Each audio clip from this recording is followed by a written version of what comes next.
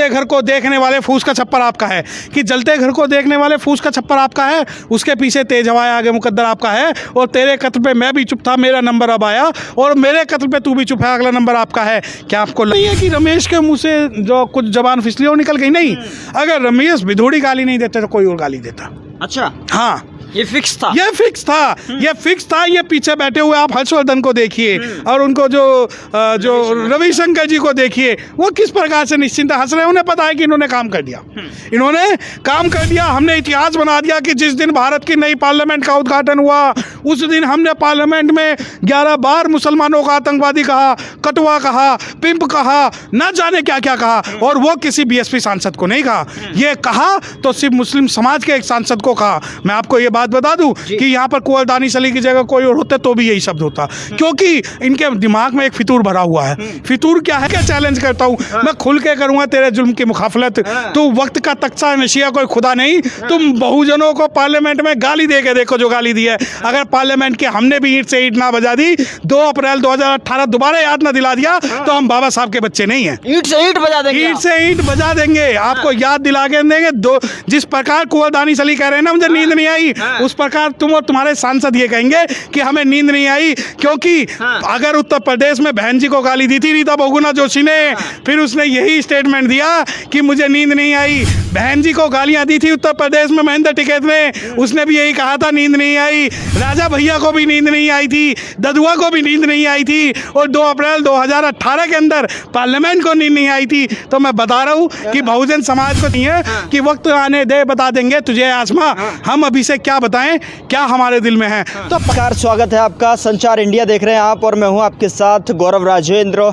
और इन दिनों जो है एक पुरानी सदन से नई सदन में प्रवेश हुआ और वहां पर भाषण हुआ प्रधानमंत्री नरेंद्र मोदी का। उन्होंने बड़े ही लाल लपेट के साथ में उन्होंने साफ तौर पर संकेत दिया कि हम इस नए सदन में आए हैं और यहाँ पर जो भाव प्रकट होंगे, जो इज्जत प्रकट होगी, यानी कि जो जनता के द्वारा चुने हुए सांसद हैं वो यहाँ पर आते हैं, प्रतिनिधि यहाँ पर आते हैं, हम उनका हर किसी भी, चाहे वो विपक्ष हो चाहे वो सत्ता पक्ष हो, सभी का सम्मान हमारा कर्तव्य रहेगा। और इसी से जो है भविष्य जो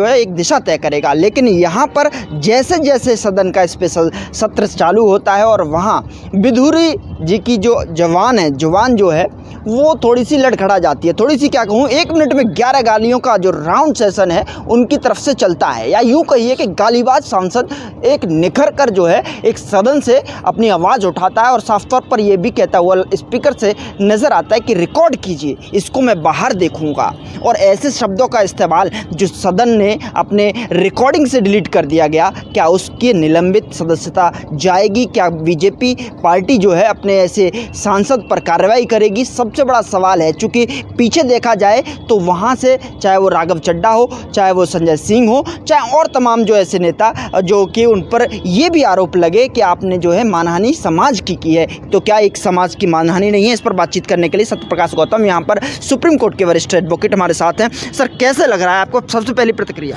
सबसे पहले मैं आपकी बात का जवाब देना चाहूँगा कि अगर आप कहते हैं कि मानहानि होनी चाहिए, मानहानि नहीं, देशद्रोह है, कंटेंट ऑफ पार्लियामेंट है।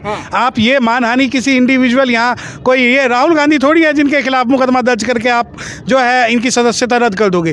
ये तो पार्लियामेंट का अपमान है, कंटेंट ऑफ पार्लियामेंट है। इसमें तुरंत ही ना केवल पार्टी से इनकी सदस्यता जानी चाहिए थी, बल्कि तुरंत स्पीकर को मार्शल बुला के इन्हें सदन से बाहर करना चाहिए था। और जैसे ही सदन से बाहर होते आज के दिन विशेष सत्र बुलाकर पार्लियामेंट को अविश्वास प्रस्ताव लाना चाहिए था, ना केवल इस सांसद रमेश के खिलाफ बल्कि पूरी की पूरी सरकार के खिलाफ। क्योंकि जब आपने शुरुआत की, मैं बताना चाहता हूं कि संसद का पहला सत्र शुरू हुआ, मैं आपसे पूछूंगा कि भाई आपको संसद जो नई पार्लियामेंट बनी है उसका पहला दिन किस लिए याद रहेगा? तो आप कहेंगे कि प्रधानमंत्री के भाषण से याद रहेगा।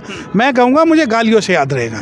और मुझे गालियों से इसलिए याद रहेगा क्योंकि इन्होंने भारत के बहुसंख्यक समाज को, मुस्लिम कम्युनिटी को जिन शब्दों से कहा है, और ऐसा नहीं है कि रमेश के मुंह से जो कुछ जबान फिसली और निकल गई, नहीं, अगर रमेश भिदोड़ी गाली नहीं देते तो कोई और गाली देता।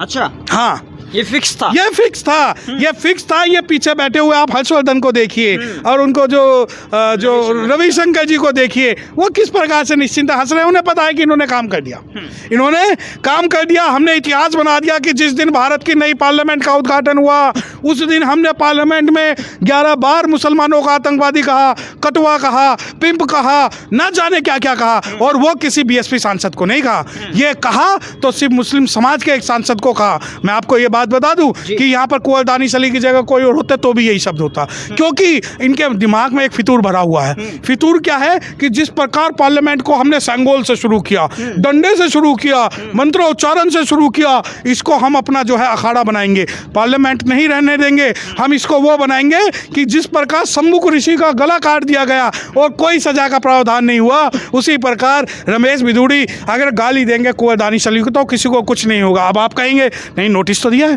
15 दिन का नोटिस हो गया, कारण बताओ। नोटिस दे दिया, कारण वो बता देंगे जी, ये कारण है। रक्षा मंत्री ने जो है खेद व्यक्त कर दिया। अरे तो अब चाहे प्रधानमंत्री खेद व्यक्त कर दे, जो पार्लियामेंट की गरिमा को आप लोगों ने तार तार किया है, क्या उसे इतने से खेद से आज वो कि जलते घर को देखने वाले फूस का छप्पर आपका है, कि जलते घर को देखने वाले फूस का छप्पर आपका है, उसके पीछे तेज हवाएं आगे मुकद्दर आपका है, और तेरे कत्ल पे मैं भी चुप था, मेरा नंबर अब आया, और मेरे कत्ल पे तू भी चुप है, अगला नंबर आपका है। क्या आपको लगता है कि पार्लियामेंट के अंदर इस प्रकार का जो ड्रामा है या इस प्रकार की भाषा जो पहली बार हुई है? नहीं, पहले भी अनुसूचित जाति जनजाति के खिलाफ कई अपशब्द पार्लियामेंट के अंदर बोले गए हैं। वो सारी चीजें आज जब कुंवर दानिश अली के साथ ये चीजें होती है तो आप ये मत सोचिए कि एक ये व्यक्तिगत लड़ाई है, नहीं, पूरे के पूरा जो पार्लियामेंट्री सदन होता है वो बैठ के बात करता है कि आज मैं ये बात रखूंगा, प्रधानमंत्री ये बात रखेंगे, रक्षा मंत्री ये बात रखेंगे। तो वहीं ये तय हो गया था कि रमेश भिदुड़ी ये बात रखेंगे, क्योंकि उन्हें कोई सोचने समझने की जरूरत नहीं थी। उन्होंने स्पीकर की तरफ इशारा किया कि आप रिकॉर्ड करिए।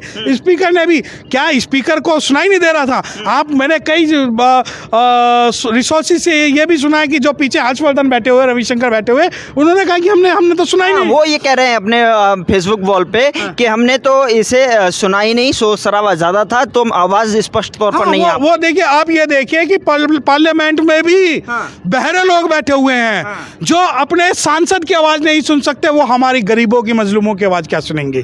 कैसे पहुंचेगी उन तक आवाज? अगर वो ये सोचते हैं, आप ये देखिए कि रमेश भिदुड़ी ने जब मुस्लिम समाज को गालियां दी संसद के अंदर, जबकि वो मुस्लिम जो समाज के जो सांसद हैं वो समाज की रहनुमाई करते हैं, तो बेचारे एक आम मुस्लिम, गरीब गुरबा मुस्लिम की आवाज़ उन बहरों तक कैसे पहुंचेगी? परंतु ये सब जो है पटकथा थी, षड्यंत्र था। अब आप ये देखिए कि रमेश भिदुड़ी का जो है प्रमोशन होगा। अच्छा, प्रमोशन होगा? बिल्कुल होगा। 2-4 दिन 5 दिन मरहम पट्टी लगा के आप जो मेन स्ट्रीम मीडिया है उसे दूसरे मुद्दों में उलझा के उसको प्रमोशन कर देंगे। आज ये देखिए कि जिस वक्त मुस्लिम समाज को महिला आरक्षण की बात करनी थी, उस दिन आज मुस्लिम समाज पूरा जो है वो बिलबिला रहा है कि दानिश अली को गाली दी। दानिश अली को बेसिकली गाली नहीं दी। टारगेट किसको, बहुजन को किया गया, पार्टी को किया गया, कि दानिश को किया गया, या समाज को किया? सिर्फ मुस्लिम कम्युनिटी को टारगेट किया गया। अगर वो कहते हैं कि बहुजन समाज के लोगों को कह रहे हैं, पार्टी के नेता है ना बहुजन? नहीं, मैंने क्या कहा कि अगर वहाँ कई समाजवादी पार्टी, कांग्रेस या आरजेडी या किसी भी पार्टी के मुस्लिम होते तो ये मुस्लिमों को गाली देते। मैं खुल के चैलेंज करता हूँ, मैं खुल के करूँगा तेरे जुल्म की मुखाफलत।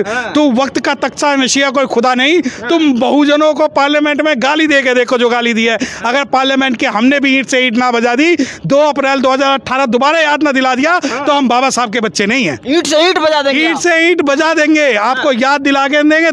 जिस प्रकार कुंवर दानिश अली कह रहे हैं ना मुझे नींद नहीं आई, उस प्रकार तुम और तुम्हारे सांसद ये कहेंगे कि हमें नींद नहीं आई, क्योंकि अगर उत्तर प्रदेश में बहन जी को गाली दी थी रीता बहुगुणा जोशी ने, फिर उसने यही स्टेटमेंट दिया कि मुझे नींद नहीं आई। बहन जी को गालियां दी थी उत्तर प्रदेश में महेंद्र टिकैत ने, उसने भी यही कहा था नींद नहीं आई। राजा भैया को भी नींद नहीं आई थी, ददुआ को भी नींद नहीं आई थी, और 2 अप्रैल 2018 के अंदर पार्लियामेंट को नींद नहीं आई थी। तो मैं बता रहा हूँ कि बहुजन समाज को छेड़ोगे तो छोड़ेंगे नहीं। तो नेता तो वहीं के हैं। नहीं, नेता वहीं के हैं, मैंने क्या बताया? कम्युनिटी इशारा दूसरी इशारा देखिए, मैंने क्या कहा? नेता तो अगर भाजपा का भी कोई मुस्लिम होता तो ये उसे भी कटवा मुल्ला कहते। अच्छा, हाँ, क्योंकि इन्हें एक टेरर फैलाना था। ये सिंबॉलिक टेरर फैला रहे हैं कि हमारे खिलाफ कोई बोलेगा तो हम जो है यहाँ पर जो है ये प्रपंच करेंगे। परंतु मैं बता दूं कि बहुजन समाज पार्टी का रुख बिल्कुल क्लियर है। वो दानिश अली तो क्या, पूरे मुस्लिम समाज के साथ खड़े और हम भी खड़े हैं। और मैं ये बता रहा हूँ कि आप जब ये कहते हैं कि बहुजन समाज के को टारगेट किया है तो आप पार्लियामेंट अभी चलेगा, हम भी यही हैं, आप भी यही हैं कि वक्त आने दे बता देंगे तुझे आसमां, हम अभी से क्या बताएं क्या हमारे दिल में है। तो पार्लियामेंट किसी के बाप का नहीं है। चाहे अगर आप ये सोचते हो कि आपने नया पार्लियामेंट बना लिया तो जैसे मर्जी चलाओगे तो ऐसा नहीं होगा। तो ऐसे में जो है आवाज़ उठनी चाहिए या फिर दानिश अली जी को जो है तुरंत जो है अपनी सदस्यता त्याग देनी चाहिए। जब तक कार्रवाई नहीं होगी तब तक मैं हटूंगा नहीं। बात चंद्रयान की चल रही थी, बात चंद्रयान विषय पर बात होनी थी, कहाँ ये इस तरीके के जो अभद्र भाषा का टिप्पणी हो। देखिए चंद्रयान जो है बिल्कुल धर्म विरोधी है। धर्म विरोधी। अब धर्म विरोधी कैसे है चंद्रयान कि जब वो बात चंद्रयान पर टॉपिक था कि आप चंद्रयान पर बोलिए, मुखालफत कीजिए चंद्रयान की, तारीफ कीजिए मोदी जी की। उन्हें जलन है ना कि चंद्रयान पे कोई नींबू और मिर्ची नहीं लटकाई। उन्हें जलन है कि चंद्रयान पे कोई साथिया नहीं बनाया। तो उन्हें हजम नहीं हो रहा ना, जब मिग 21 भारत के अंदर उतरता है तो राजनाथ सिंह उस पर साथिया बनाते हैं, परंतु चंद्रयान पे तो कोई कुछ नहीं बना तो उन्हें जलन हो रही है। अब जब कोई भी इस बात का विरोध करता है तो ये कहते हैं कि हमने उसका श्रेय लिया, हमने ये किया, हमने वो किया, लेकिन वो चंद्रयान में भूल जाते हैं कि जो वहाँ के साइंटिस्ट थे उन लोगों ने कितनी मेहनत की है। दूसरी बात, आपने हो सकता है कि आपने एक वस्तु को चंद्रयान को चांद पे पहुंचा दिया हो, परंतु पार्लियामेंट के अंदर इंसानियत ले आते तो उससे ज़्यादा हमें फ़ायदा होता। हमें चंद्रयान से लेना देना नहीं है। अगर आप पार्लियामेंट के अंदर मुस्लिमों को, शेड्यूल कास्ट को और महिलाओं को आप चंद्रयान पे चांद पे आप अपना कोई ऑब्जेक्ट भेज दीजिए और पार्लियामेंट में महिलाओं को 50% रिजर्वेशन दे दीजिए तो मैं उसका समर्थन करूंगा कि आपने महिलाओं को 50% आरक्षण दिया है, वो मेरे लिए ज़्यादा फायदा था, चंद्रयान नहीं। तो ऐसे में सदस्यता कब तक बर्खास्त देख रहे हैं आप, जो कब तक सदस्यता रद्द देख रहे हैं, होगी कि नहीं होगी? कुछ नहीं होगा, ये जो इन्होंने कहना था कर दिया। अब जो मैं है कुंवर दानिश अली जो है पार्टी यहाँ से हो सकता है अपनी इस्तीफा दे दे और फिर किसी दूसरी पार्टी में जाकर कुछ और काम करें।